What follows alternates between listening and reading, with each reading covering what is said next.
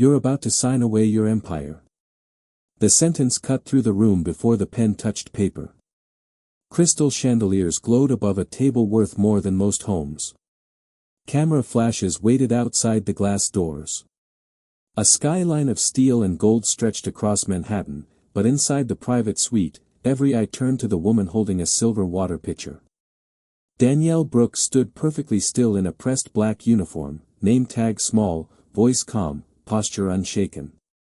Seconds earlier, no one had noticed her. She had been the invisible one. The woman who refilled glasses, cleared plates, and moved quietly between men who measured value by net worth. Now she was the center of the room. Adrian Whitmore, founder of Whitmore Capital, slowly lifted his gaze from the contract. At 39, he was the kind of man magazines called relentless. He built companies, bought competitors, and ended meetings with one sentence when people wasted his time. His suit was custom. His watch cost more than a new SUV. His expression said the interruption had already become a mistake. Around him sat attorneys, advisors, and foreign investors in tailored jackets and polished smiles. Tonight was supposed to be simple. Sign the agreement. Acquire a logistics network. Expand into 3 continents by morning. $200 million. One signature. One headline. Instead, a waitress had spoken. A few guests exchanged amused looks. One assistant rolled his eyes. Another whispered, "Security." Adrian raised one finger. Not yet. He wanted to hear this. You interrupted a $200 million deal, he said, voice low and sharp. So tell me why. Danielle did not blink. She set the pitcher down beside a tower of untouched sparkling water and looked directly at the men across from him. They had arrived an hour earlier with warm handshakes, expensive cologne, and confidence polished to a shine. They smiled too quickly. They laughed too loudly. And 5 minutes ago, when no one was paying attention to the staff, they spoke to each other in Arabic. They assumed the room was deaf. They assumed the waitress was furniture. Danielle answered them now in flawless Arabic. Smooth. Precise. Native in rhythm. The first words hit like thunder. Chairs stopped moving. Breathing changed. One investor's smile vanished. Another gripped the edge of the table. She repeated exactly what they had said near the window while pretending to admire the skyline. Once he signs, move the assets offshore before sunrise. Silence swallowed the room. Even the city beyond the glass seemed to pause. Adrian's jaw tightened. His attorneys leaned forward. The oldest investor forced a laugh that landed dead on the carpet. A misunderstanding, he said. Danielle reached for the contract, turned 3 pages, and placed one finger on a paragraph buried under legal language and decorative formatting. Then explain this transfer clause, she said. Why does ownership move to a shell company in Delaware with no operating history? Papers shifted. Faces changed color. Confidence cracked. Adrian looked from the page to the men he had trusted for the last 6 weeks. For the first time that night, he wasn't the smartest person in the room. And the only person who had protected him was the woman he never noticed. No one spoke for 3 full seconds. In rooms built on confidence, silence is expensive. Adrian Whitmore remained seated, but the energy around him changed. It was no longer the calm control of a man closing a deal. It was the stillness of someone recalculating everything. His lead attorney snatched the contract, flipping pages faster now, scanning footnotes, annexes, hidden references. Another advisor opened a laptop with shaking hands. Across the table, the investors who had arrived like royalty suddenly looked ordinary. Their polished smiles had nowhere to hide. Danielle stood beside the table with her hands folded in front of her apron. She did not celebrate. She did not smirk. She had seen this look before. Powerful people never panic first. They deny first. "This is absurd," said the oldest investor, adjusting his cuff links with forced precision. "A server reads one paragraph and now she is an expert in international finance." A few nervous chuckles tried to rise, then died instantly. Adrian did not join them. He was staring at Danielle as if the room had narrowed to one person. "How did you catch it?" he asked. His tone had changed. Not softer. Sharper. Real curiosity had replaced irritation. Danielle glanced at the skyline beyond the glass. The city lights shimmered like 1,000 eyes. "Because people reveal themselves when they think no one matters enough to listen," she said. Then she turned toward the men. "You spoke near the window. You used legal terms incorrectly. Native speakers do not make that mistake. Then you laughed about how fast greed signs." One attorney froze mid-scroll. "She is right," he said quietly. "The shell company was incorporated 11 days ago." Another voice joined in. "And the listed address is a virtual mailbox in Wilmington." The room tilted. It was subtle, but everyone felt it. Power had moved. Adrian rose slowly from his chair. At 6'2", he usually dominated space without effort. Tonight, he did not loom. He assessed. He looked at the investors, then at the contract, then back at Danielle. 6 weeks, he said.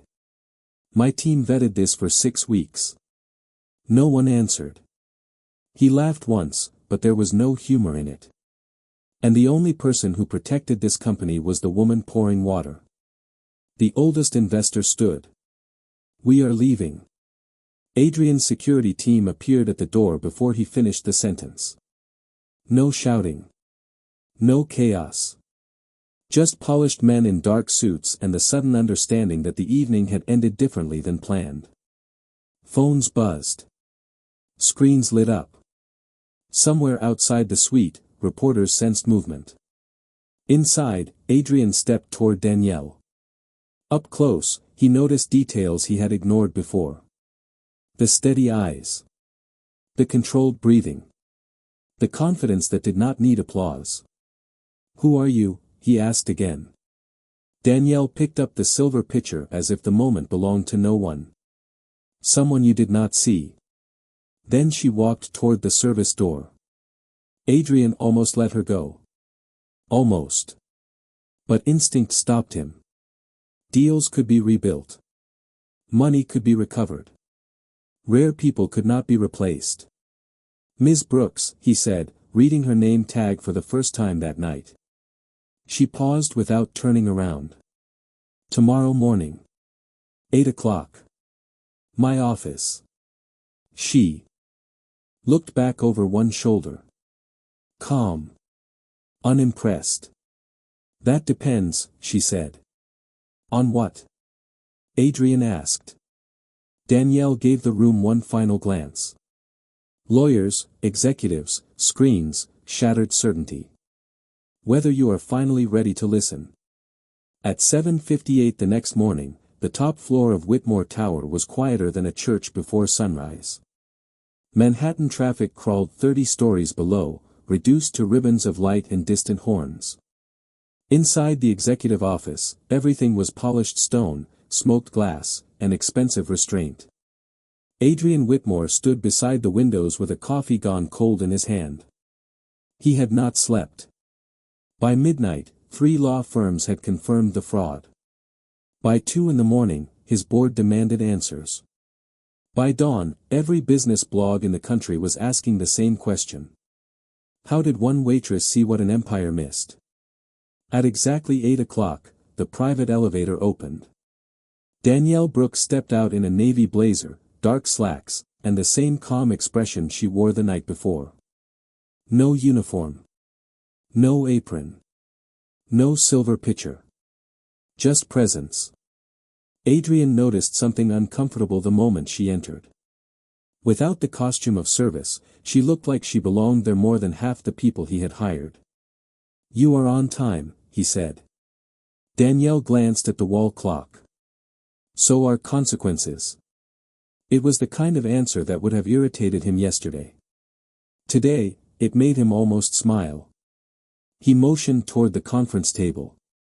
Breakfast had been arranged untouched. Fresh fruit, pastries, imported tea, precision. Danielle ignored all of it and sat with the posture of someone who had learned to take up space without asking permission. Adrian placed a file in front of her. "My team found your background at 3 this morning," he said. "Linguistics degree from Georgetown. Graduated with honors. Fluent in 4 languages. Graduate fellowship declined. Why are you carrying trays at a hotel?" Danielle did not open the file. "Because resumes are not the same thing as doors." Adrian said nothing. She continued. "I interviewed at firms like yours for 2 years. Strong feedback. Great potential. Culture fit concerns. Overqualified for assistant roles.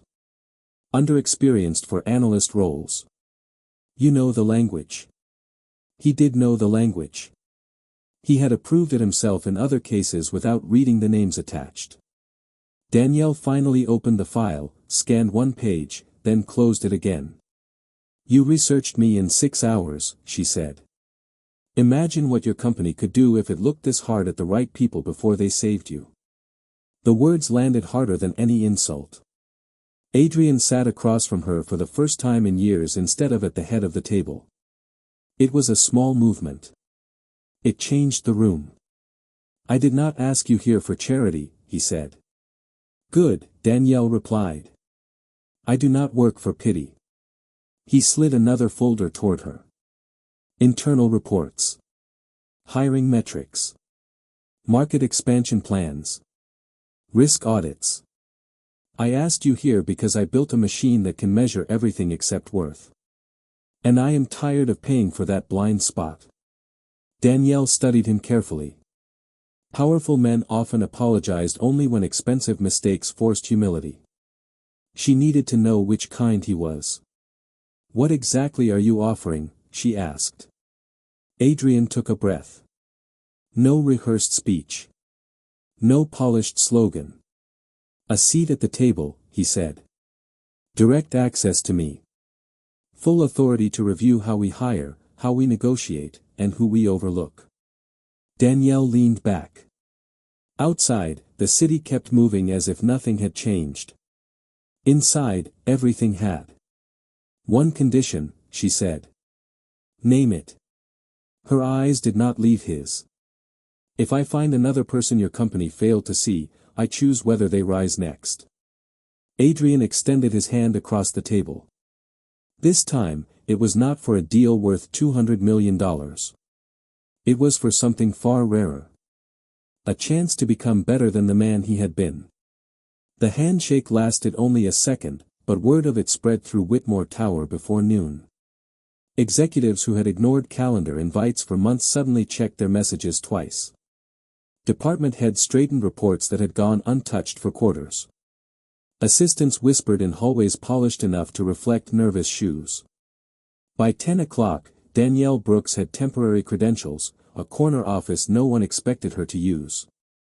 And access to systems people usually guarded like family secrets. She chose none of the symbols. Instead of the corner office, she walked into the analytics floor carrying a legal pad and a cup of plain coffee. Rows of screens glowed under white light. Charts moved. Numbers refreshed. Employees pretended not to stare. Some recognized her from the viral clip. Others only knew the rumor. The waitress who embarrassed foreign investors had somehow become the chief strategic advisor overnight. Titles can travel faster than truth. Danielle stopped beside an empty desk near the center of the room. "Whose station is this?" she asked. A manager in an expensive tie answered quickly. "Junior analyst. Out sick." She looked at the monitor. Half-finished models. Notes arranged with unusual precision. Error flags no one had resolved. "Name?" she asked. "Marcus Reed." The manager shrugged. "Smart enough. Not leadership material. Danielle wrote the name down. By noon she had heard versions of that sentence 8 times about 8 different people. Not polished enough. Too quiet. Too intense. Wrong background. Lacks executive presence. Culture fit concerns. The vocabulary of exclusion always sounded professional. Adrian watched from the glass wall of a nearby conference room. He had invited her in to fix blind spots. He had not expected to see them this quickly. At 1:30, Danielle requested a full leadership meeting. Vice presidents entered with guarded expressions and practiced confidence. Some smiled too hard. Others did not bother. Adrian took his seat, but not at the head of the table. He noticed who noticed. Danielle connected a laptop to the screen. No dramatic music. No grand introduction. Just data. Promotion rates by school pedigree. Hiring trends by zip code. Performance scores compared with compensation. Attrition among high performers who were never mentored. The room cooled by 10 degrees. Your company does not have a talent shortage, she said. It has a recognition shortage. One executive crossed his arms. With respect, this business was built on standards. Danielle nodded. Then explain why your highest retention team is led by a manager you rated as lacking executive presence 3 years in a row. Another executive cleared his throat. Leadership is intangible. She clicked again. Customer growth. Team morale. Revenue efficiency. Results are not. No one interrupted after that. Adrian felt something rare and deeply inconvenient. Pride. Not because she was winning the room, but because she was exposing truths he should have seen first. Then Danielle turned to the final slide. A single name. Marcus Reed. The absent junior analyst. He built the forecasting model your board praised last quarter, she said. His manager presented it. Heads turned instantly. The manager in the expensive tie shifted in his seat. He supports the team, he said weakly. Danielle met his eyes. No. He carried it. Silence again. It had become familiar around her. Adrian stood. Bring Marcus in tomorrow morning, he said. And effective immediately, all promotion recommendations will be reviewed through Danielle's office. The room did not like it. That was obvious. But truth does not need applause. As executives filed out, Adrian remained behind. Through the glass, employees worked under fluorescent light, unaware their futures had just changed. You were right, he said quietly. Danielle gathered her notes. About what? He looked at the empty seats around them. This company has been listening to titles. Danielle gave a small, unreadable smile. Then it is time it learned to hear people. By 9 the next morning, Marcus Reed stood outside the executive conference room holding a notebook he did not need and wearing the expression of a man expecting bad news. He was 27, sharp-eyed, careful, and dressed like someone who had learned not to draw attention. Inside the room, floor-to-ceiling windows poured sunlight across polished wood and silent screens.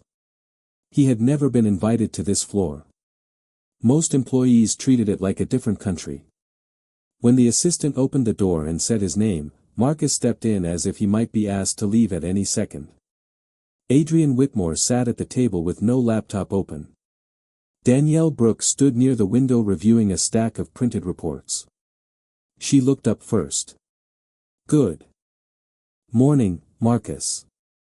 He nodded quickly. Am I in trouble? Adrian almost answered, but Danielle spoke before he could. That depends. Did you build the market forecast presented to the board last quarter? Marcus hesitated. Years of being overlooked can make honesty feel dangerous. Yes, he said carefully. My manager asked me to run the model. Danielle slid the report toward him. And the supply chain adjustment that increased margins by 6%. Marcus blinked. That was mine too. Adrian leaned back in his chair. He remembered applauding that presentation in front of investors. He also remembered thanking the wrong person. There are mistakes money can repair. Others cost character. Why did you not claim the work? Adrian asked. Marcus gave a small laugh with no joy in it. Because people who need credit usually already have access to the room. The words landed clean and hard. Danielle watched Adrian absorb them. This was why she asked for Marcus first. Not only because he was talented, but because invisible people often described systems more honestly than executives ever could. She handed Marcus a marker and pointed to the screen. Show us what they missed in the current expansion plan. He froze. Now. Now, she said. Marcus approached the screen like someone stepping onto a stage by accident. Then instinct took over. Numbers replaced nerves.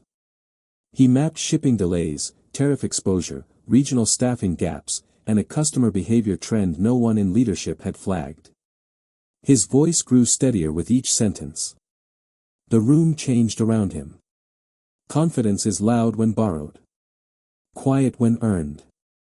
By the time he finished, even the assistants at the back had stopped pretending not to listen. Adrian stood and walked to the screen. If we follow this plan, he said, pointing to Marcus's revisions, what happens? Marcus met his eyes for the first time. You save $43 million in the first year and avoid a public rollout failure. No one spoke. Then Adrian turned to human resources.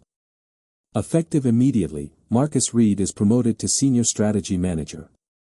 Marcus stared as if he had misheard. Danielle was already writing another name on her legal pad. There would be more. Many more. The Human Resources Director cleared her throat. That is highly unusual. Adrian did not look at her. So is wasting brilliance because it arrives without the right handshake. Marcus gripped the edge of the table, steadying himself. I do not know what to say. Danielle offered him the marker cap. Say yes. Then make it easier for the next person. He nodded once, emotion held tightly behind composure. As the meeting ended, employees outside the glass walls were already whispering. Promotions did not usually begin in silence and spread like thunder. Adrian remained behind after everyone left. How many more like him are there? He asked. Danielle tucked the legal pad under her arm. Enough to change this company, she said. If your ego does not stop them first. Resistance did not arrive with shouting. It arrived in polished language, carefully scheduled meetings, and smiles that never reached the eyes. By the end of the week, Danielle Brooks had corrected 3 reporting structures, promoted 2 overlooked analysts, and cancelled a vendor contract that existed only because someone played golf with the right executive. The numbers improved immediately. The mood did not. At 8:30 on Monday morning, Adrian Whitmore entered the boardroom to find 12 directors waiting in tailored silence. The long walnut table gleamed under recessed lights. Screens displayed quarterly forecasts, but no one was looking at them. They were waiting for him. The oldest board member folded his hands. We need to discuss your new advisor. Adrian took his seat slowly. Then discuss her results. A younger director spoke next. This is not about results. It is about instability. She is disrupting leadership channels, bypassing process, embarrassing senior staff. Adrian almost smiled. Truth often gets accused of bad manners. He glanced toward the windows where rain traced silver lines down the glass. Manhattan looked blurred and expensive.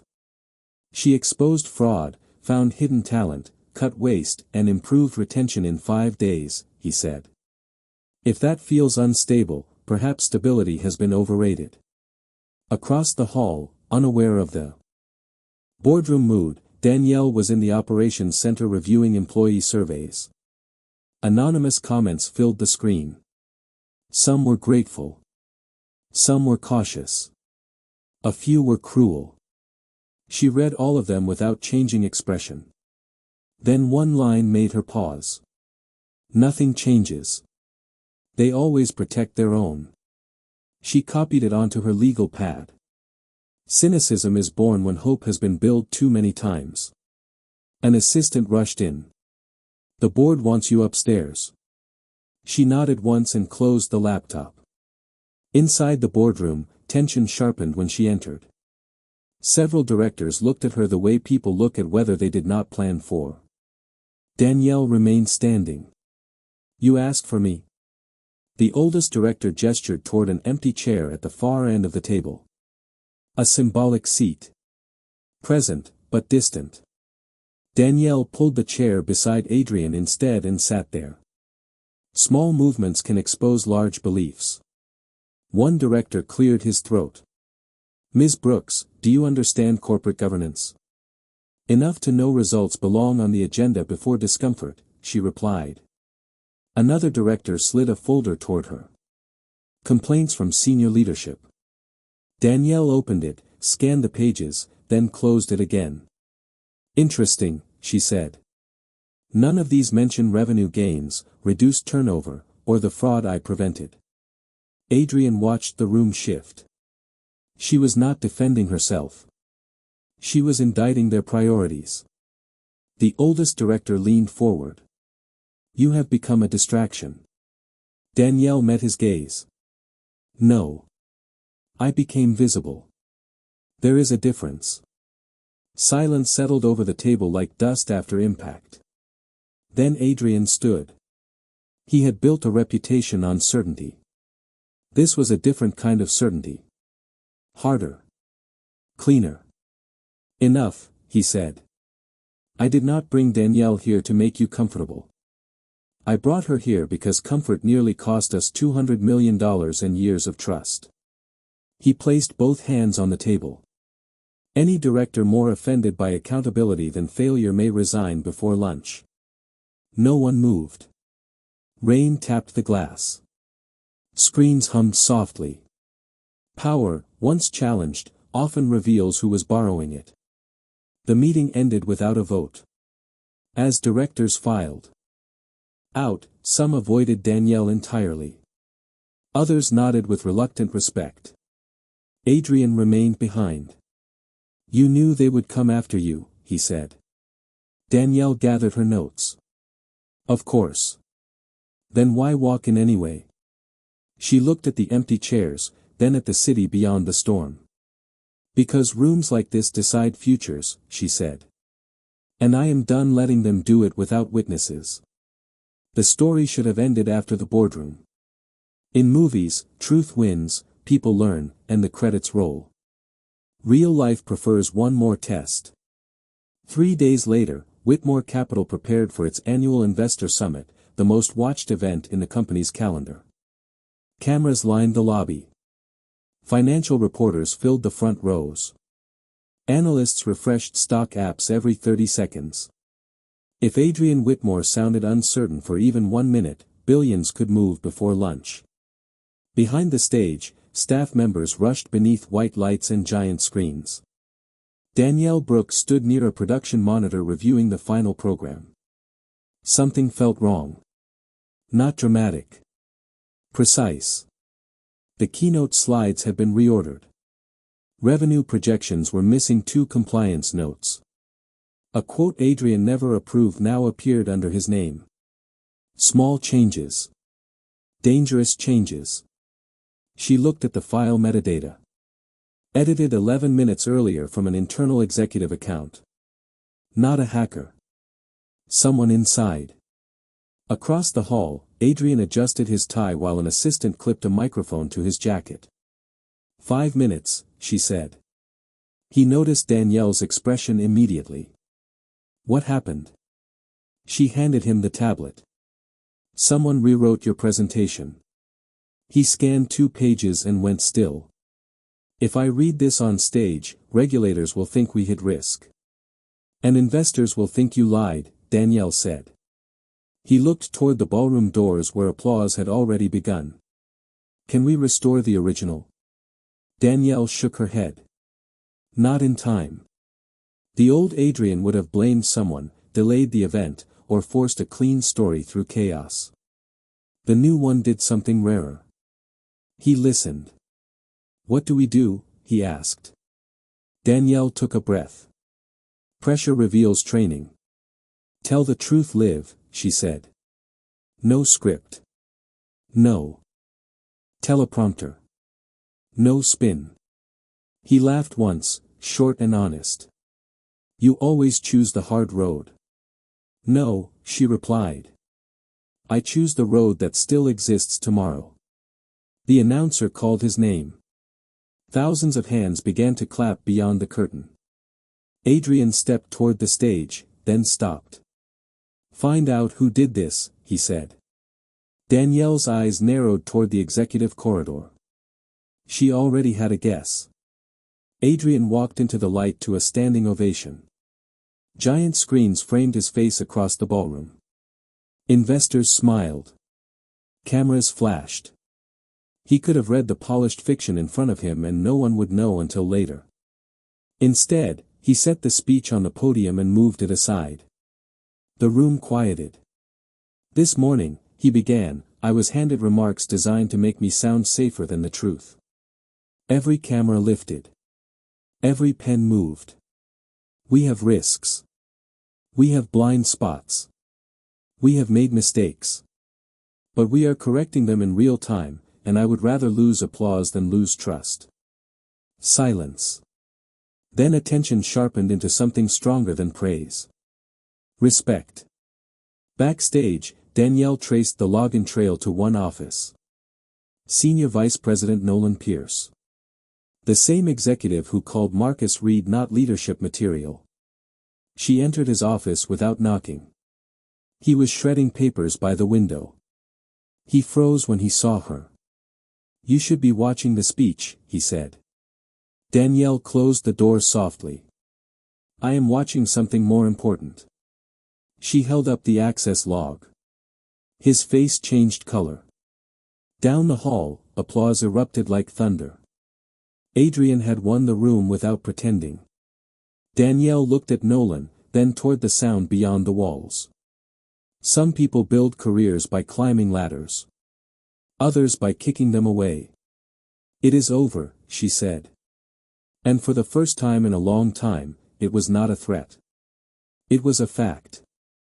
By market close, every major business network had replayed Adrian Whitmore's unscripted speech at least 20 times. Commentators called it reckless, refreshing, historic, overdue. Stock analysts who predicted panic were forced to explain why shares had risen instead. Trust, when rare enough, can move faster than fear. Inside Whitmore Tower, the atmosphere felt different. Not lighter. Clearer. Employees who once whispered in elevators now spoke openly in hallways. Assistants made eye contact with executives who had never learned their names. Managers suddenly discovered interest in mentorship. Change often begins the moment people realize old rules are no longer protected. In a private conference room on the 38th floor, Nolan Pierce sat across from legal counsel, human resources, and Adrian Whitmore. His expensive suit was perfect. His composure was not. A printed stack of evidence lay on the table between them. Login records. Version history. Deleted messages recovered by compliance. The sabotage had not been elegant enough to survive daylight. "You are making a mistake," Nolan said, voice tight with practiced outrage. "I gave 15 years to this company." Adrian folded his hands. "No. You billed 15 years to this company." The distinction hung in the air. Nolan looked toward the attorneys for rescue and found none. Some careers end with applause. Others with accurate documentation. 2 floors below, Danielle Brooks was walking through the employee cafe when conversations softened around her. Not out of fear. Recognition. A custodian nodded first.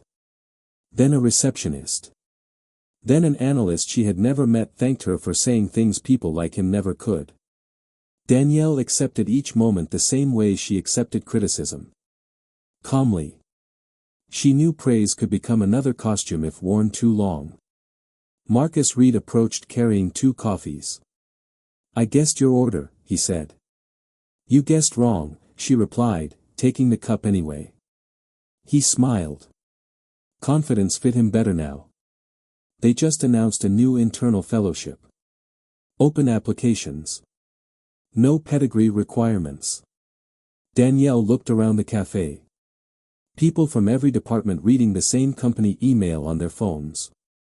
Some stunned. Some hopeful. Some suspicious hope had arrived too late. "Good," she said. "Now we find out who was waiting for permission." Upstairs, Adrian stood alone in his office after Nolan signed the final separation papers.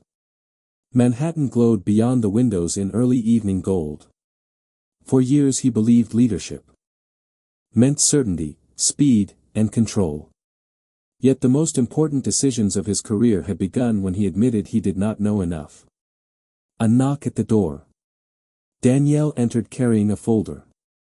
"Your media team wants to turn you into a redemption campaign," she said. Adrian sighed.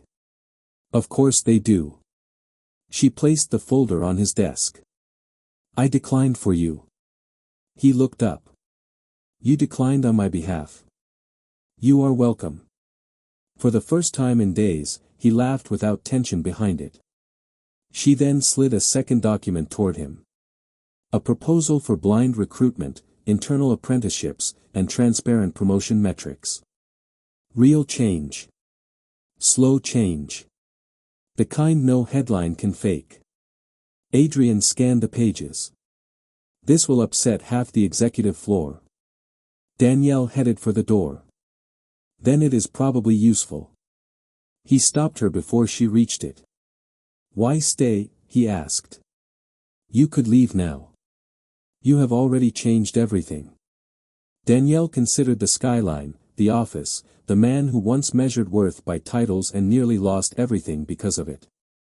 "Because systems do not become fair the day they are embarrassed," she said.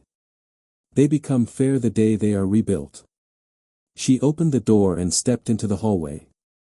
Outside, employees were still talking, screens were still glowing, and somewhere deep in the building, people who had felt invisible for years were updating their resumes for opportunities that suddenly existed inside the company they almost gave up on. 6 months later, the lobby of Whitmore Tower no longer felt like a museum for expensive silence. It felt alive. New faces moved through the revolving doors carrying laptops, ambition, and the kind of cautious hope that only appears after people have been disappointed before. The company had launched apprenticeships, transparent promotions, paid mentorship programs, and open interviews where pedigree mattered less than proof. Results followed. Revenue climbed. Turnover dropped. Investor confidence stabilized. But the numbers were not the real story. The real story was who now believed they belonged inside the building. On the 40th floor, Adrian Whitmore stood before a town hall crowd made up of interns, analysts, executives, and staff members who once would have entered through separate doors and left with separate futures. Giant screens displayed a simple phrase behind him. Value is often hidden in plain sight. He no longer spoke like a man performing certainty. He spoke like someone who had paid to learn humility and decided to keep it. For years, he said, we asked where talent came from instead of asking what talent could do. That mistake cost us more than money. In the front row, Marcus Reed now led a strategy team of 12. Beside him sat employees hired through the fellowship program, people whose resumes had once been filtered out by software built to imitate old biases. They applauded not because they were told to, but because they had lived the difference. Near the side entrance, Danielle Brooks watched with a badge that still worked and a title she rarely used. She had refused magazine covers, television interviews, and every attempt to turn her into a slogan. She preferred policy to applause. Process to praise. Real change is usually less glamorous than headlines and far more important. After the event, Adrian found her in the hallway overlooking the city. Sunset burned across the glass towers in gold and copper light. The board wants to name the fellowship after you, he said. Danielle looked out at the skyline. Then tell them no. He smiled. I thought you would say that. Name it after possibility, she replied. People protect names. They pursue possibilities. He leaned beside her, hands in his pockets, no cameras nearby, no audience to impress. You know, he said, the night we met, I almost had security remove you. Danielle raised an eyebrow. I know. Your face announced it before your mouth did. He laughed quietly. Then his expression turned serious.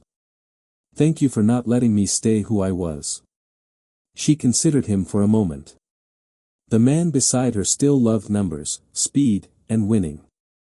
But now he also listened before speaking and looked twice before judging. That was no small change. I did not change you, she said. I interrupted you. You chose the rest. Below them, the city moved in thousands of directions at once. Deliveries, meetings, dreams, setbacks, second chances. Somewhere downtown, another person was being underestimated at this exact moment. Somewhere else, another gatekeeper was confusing status with worth. That is why stories like this matter.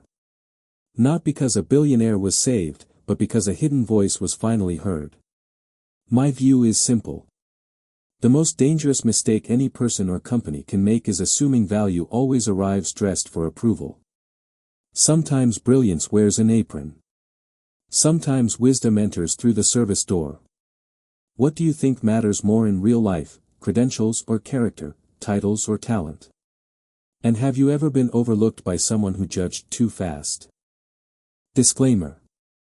The stories shared on this channel are fictional and created purely for entertainment purposes, as well as to convey lessons about human behavior and interactions, regardless of race, religion, or background, promoting a life of equality and compassion. Any resemblance to real events, people, or places is purely coincidental.